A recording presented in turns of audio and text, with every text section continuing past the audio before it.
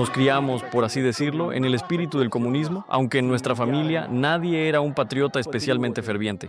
Nuestra abuela, que había sobrevivido a las represiones, era una auténtica moscovita de origen. La expulsaron de Moscú y la enviaron a Novosibirsk. Eso ocurrió justo después de la guerra. Era una mujer profundamente religiosa, y eso lo veíamos a cada instante.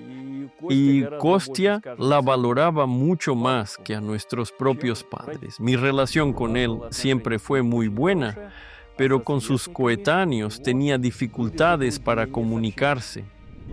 Y el troleo, bueno, naturalmente, nunca le resulta agradable a quien lo sufre. La persona empieza a pensar cómo librarse de todo aquello y cómo hacerlo. Significa darse cuenta de que en algo uno no es perfecto, y nace el deseo de volverse mejor, de perfeccionarse para evitar esos momentos dolorosos que precisamente surgen a causa del troleo. Él deseaba cambiar su vida profundamente. Así quería él.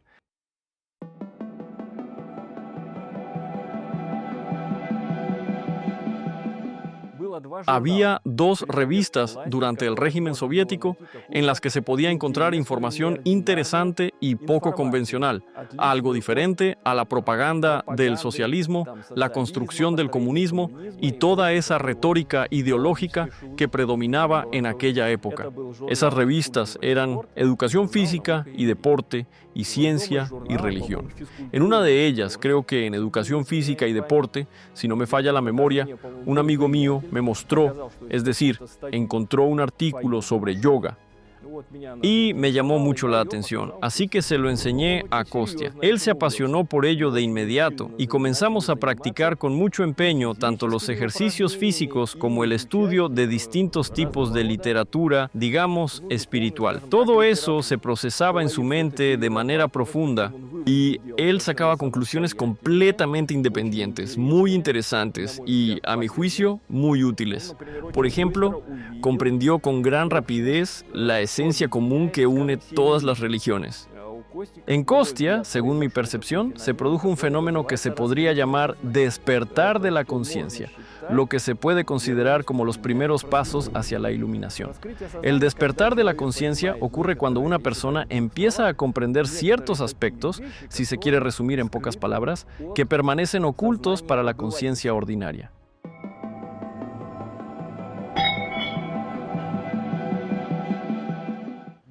Alrededor de 1988 a 1989 surgió la oportunidad de organizar algo y entonces un amigo mayor nos sugirió que podríamos formar un grupo de yoga. Nos aferramos a la idea de inmediato, porque el yoga era algo a lo que ya nos dedicábamos y que estábamos explorando más en profundidad. Él, sintiendo que poseía conocimientos que otros no tenían, deseaba transmitirlos.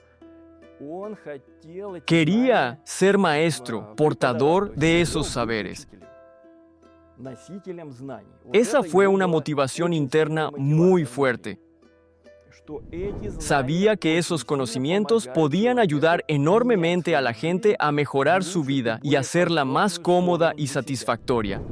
Mi hermano comprendió rápidamente que cuando uno intenta hacer feliz a otra persona, uno mismo se vuelve más feliz.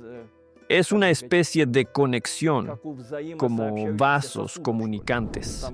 Allí se practicaban métodos de hatha, yoga y de niveles más avanzados de yoga, además de algunas prácticas cercanas a lo mágico. Y diré esto, más tarde, hacia la segunda mitad de los años 90, conocí a un joven que me contó que tras leer una de las obras conocidas de mi hermano, su conciencia había sido completamente transformada.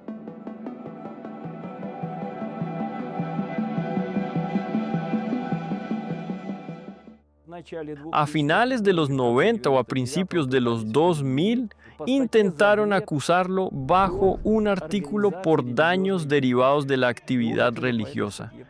Querían involucrarlo en ese caso, pero no pudieron encontrar nada. Aunque había un gran interés en encarcelarlo, porque se consideraba que representaba un peligro para el gobierno. Una de sus conclusiones más interesantes y que todavía recuerdo fue sobre la influencia, digamos, de las estructuras gubernamentales. Él decía algo así como: el Estado quiere convertir a las personas en cobardes y tontos, si lo digo de manera sencilla. Al principio se nos decía que estábamos viviendo de manera equivocada, que había que construir otro futuro y que ese futuro estaba ligado al comunismo. A todas las personas se les inculcaban las mismas ideas. ¿Por qué se les inculcaban estas ideas? Para sumergir a la gente en un nuevo sueño.